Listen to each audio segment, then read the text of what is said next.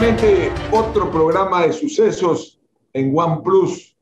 En esta mañana nos acompaña el doctor Mauricio Gándara, exministro, directo amigo personal mío, y a quien agradezco haber aceptado la invitación para conversar de los sucesos últimos y una visión filosófica de lo que está sucediendo en el Ecuador. Vamos por la pregunta quizás de arranque: la amnistía y las consecuencias que pueden darse en el corto plazo y en el largo plazo. Aquí en Quito existe, buenos días, don Ramón. Aquí en Quito existe una verdadera indignación por lo de las amnistías. No se tolera o no se olvida en Quito que aquí estuvimos durante 11 días abandonados del gobierno que fue a pedir refugio, protección en Guayaquil y abandonó la ciudad de Quito, y aquí hicieron de las suyas en Quito y en la parte baja de los barrios circundantes, donde se tomaban ya por asalto y la gente tuvo que organizarse para defenderse.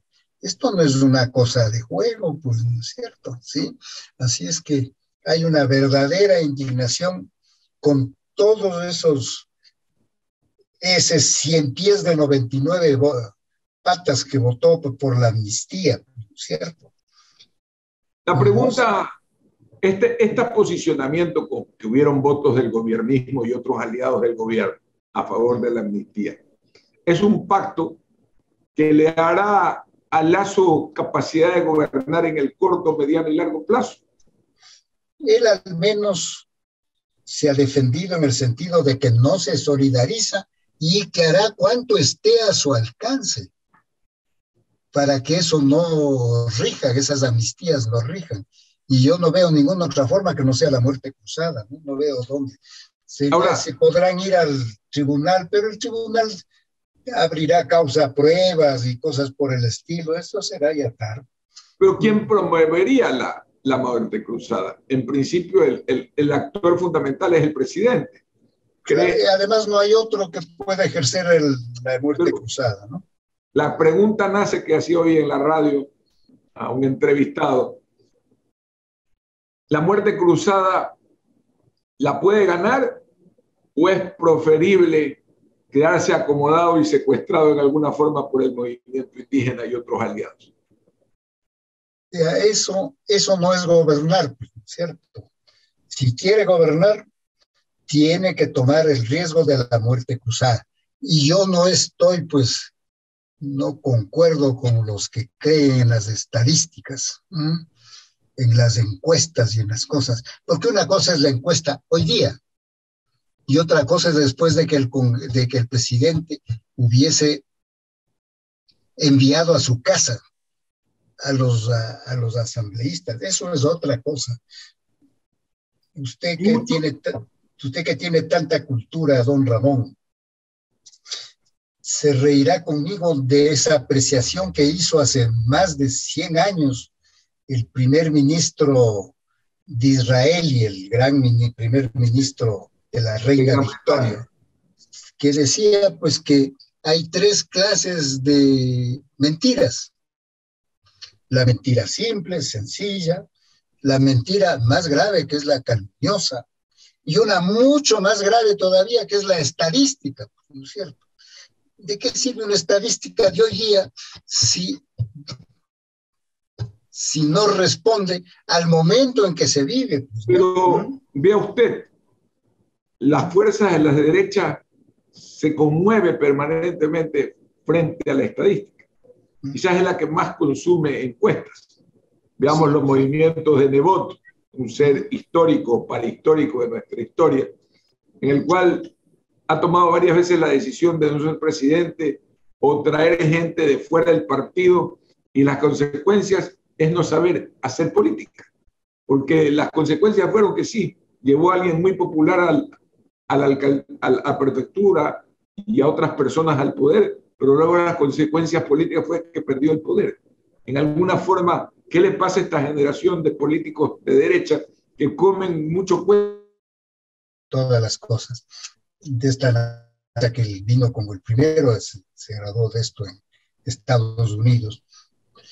Pero me decía que le he hecho una propuesta al doctor Camilo Ponce, cuya memoria yo respeto y venero inclusive, porque fue un gran amigo, me distinguió con su amistad en sus últimos años, y le conocí durante algún tiempo. Esas cuestiones que le fueron con esto de las encuestas a proponerle para su próxima capa. El doctor Ponce se había reído porque no teníamos eso, era el instinto de él y de los grandes políticos de ese entonces, pues, ¿no es cierto? Es primero ver cuál es la realidad del país, cuál es la realidad de la gente con las que ellos están hablando y conversando, y además tomar su decisión por lo que hay que tomar, pues, ¿no es cierto? No, Diría usted, y no no sé si coincide con esta síntesis sobre encuestas versus la objetividad del político y la capacidad de un político, ¿cómo se llama? Perseverancia y fuste político vencen encuestas. Y esa ha sido la historia del Ecuador. Si León Febres Cordero hubiese hecho casos a las encuestas, tenía un negativo, recuerdo, a principios de los años 80 y lo venció. Y ha sido un líder que ha dejado una herencia política que lleva para la tercera generación. Podemos analizar ese tema desde su visión. Fuste vence encuesta. Claro, claro, claro, y más anterior todavía. Yo le conocí mucho a León, pero León tampoco se iba a dejar llevar, en mi opinión, por las encuestas. Y vea usted cómo lo contradijeron las encuestas. Según las encuestas, León debía ganar la primera vuelta porque tenía un bloque más sólido que el que tenía su principal rival Borja. Rodrigo Borja. Y se suponía que León debía ganar la primera vuelta y perder la segunda, porque se iban a unir todas las fuerzas en contra del candidato de la derecha. En los efectos de la opinión pública en la segunda vuelta, y ocurrió exactamente lo contrario. León perdió la primera vuelta que debía ganar, y ganó la segunda que debía perder, ¿sí? Le falta a esta nueva generación de contemporáneos míos, quizás ese fuste para salirse del mundo de la encuesta, aunque de igual forma los números le jugaron al Lazo, que en la opinión de los técnicos en política la tenía cuesta arriba para vencer la candidatura de Arauz. Así es, ¿no? Y debía salir mejor posicionado en la primera vuelta, y salió lejos de Arauz, ¿cierto? Ahora, volviendo al fundamento de la preocupación contemporánea, que es esto de fuste vence encuesta. ¿Cree usted que el Lazo que tuvo Fuste para vencer tantos tropiezos en su camino hacia la presidencia, casi 12 años de trabajo en esa materia para llegar al poder, sea capaz de arriesgarse a una competencia para reposicionar el electorado en una visión, como en alguna forma lo hizo Correa en su momento cuando tumbó a la Asamblea, mañosamente al Congreso, como se llama en esa época, para refundar la República con una nueva constitución? ¿Ve usted ese fuste en el presidente Lazo? Si toma la decisión, demuestra que es un líder verdadero. Si toma la decisión. Si el país le hace comprender al país que así no se puede seguir, pues todos los días un proyecto y se niegan y se arman las mayorías, destituyen y tienen que cancelar el Congreso para que no destituyan a la presidenta de la Asamblea, que es cercana al presidente Lazo. Si le ven adoptar una posición firme y decir, el país ya no resiste esto, entonces allí demostraría que puede ganar como ganó la segunda vuelta, puede ganarla con más motivación, porque además la Asamblea, que es la que sería disuelta, goza de una impopularidad goza en sentido irónico, goza de una impopularidad pocas veces vista, pues, ¿no es cierto? ¿Sí? Así que ese es el momento clave.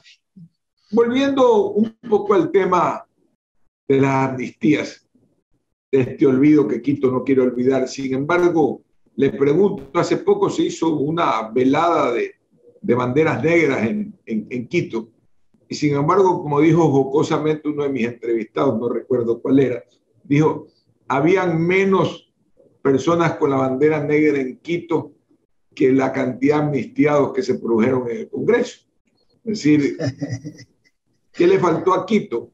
Ya ha cerrado la herida y no fue capaz de mostrar su preocupación. No, eso depende de quién convoca. Se ve como una persona que convoca, o que sea muy respetable y todo, pero se ve como el movimiento de una persona. Además, don Ramón, hoy en día salir a manifestaciones, la gente no sale sino cuando se encuentra por alguna razón muy especial, motivada. La gente ya ve desde su casa la política, ya casi no lea ni los periódicos, se rige por estas redes sociales y ese es el principal motivo. Así que no depende de eso, del rechazo que existe al Congreso y por la amnistía, ¿no es cierto?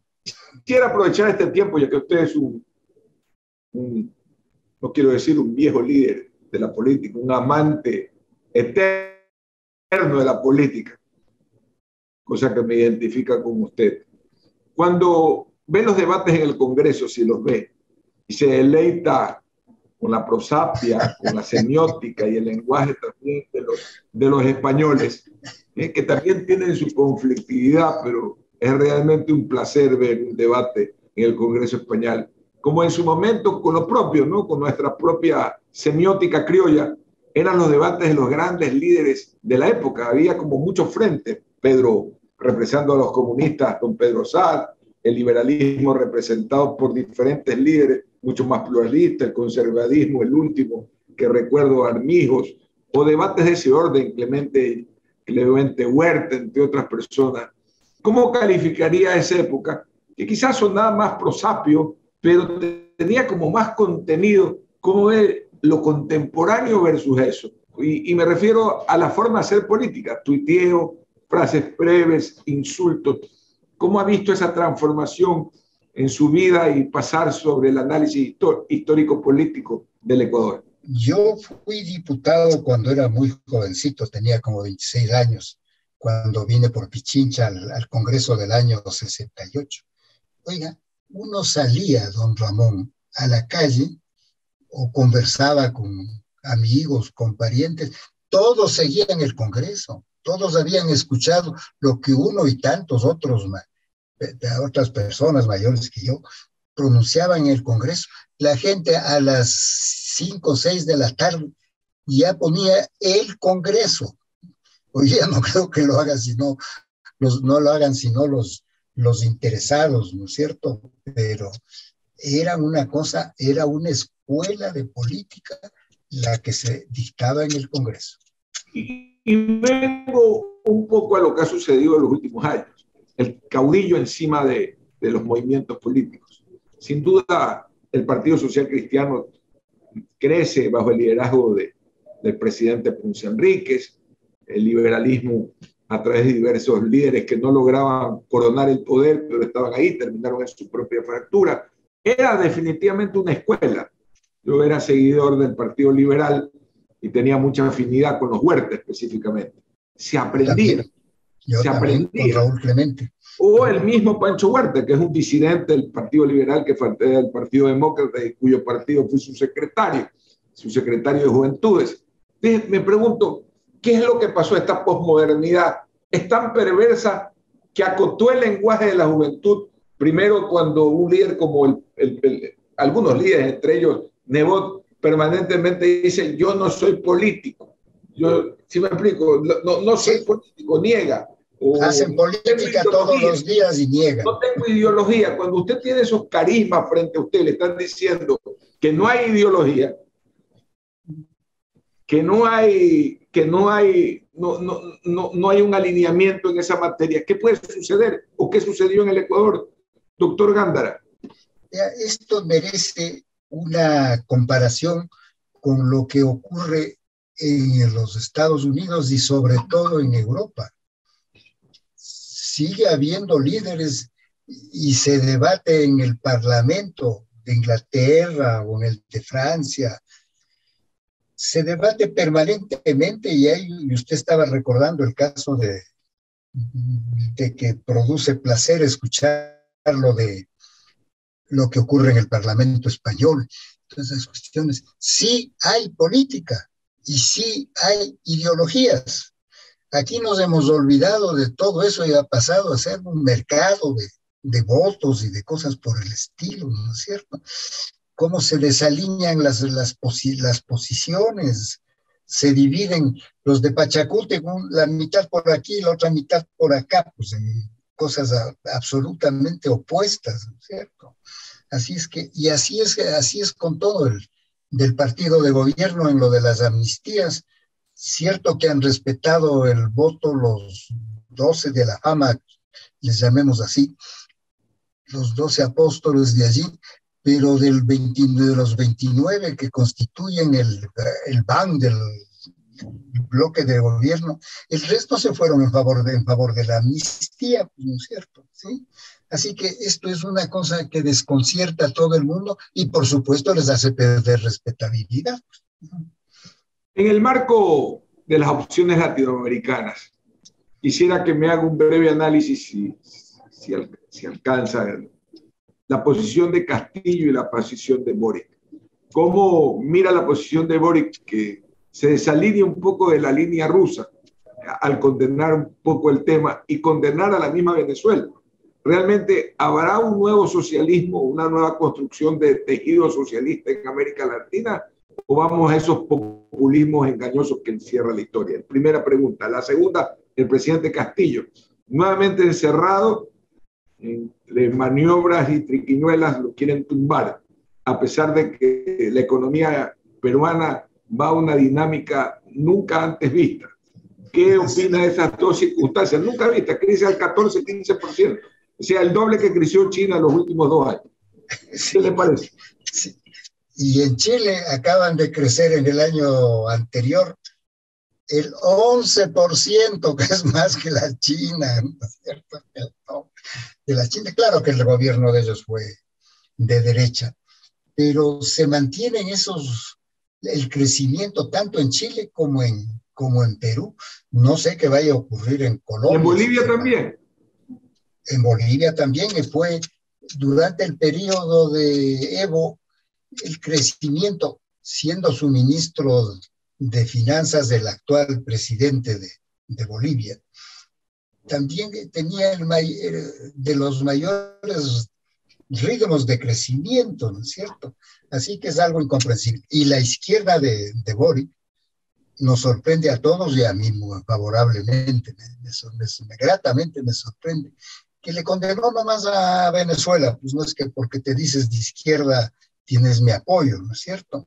E igual está haciendo en otros casos y condenando a posiciones internacionales de la izquierda, ¿no es cierto? ¿Sí? Así que nos tienen perplejos, gratamente perplejos. Lo de Castillo, creo que su mayor problema es que se lo ve como un maestro de una zona recóndita, sin ninguna cancha ni ninguna preparación política general y le revuelcan todos los días, pues, ¿no es cierto? Pero se mantiene. Ojalá, para terminar, ¿cómo desde su sabiduría o desde su experiencia, quito la palabra sabiduría, mejor es la experiencia, activamos el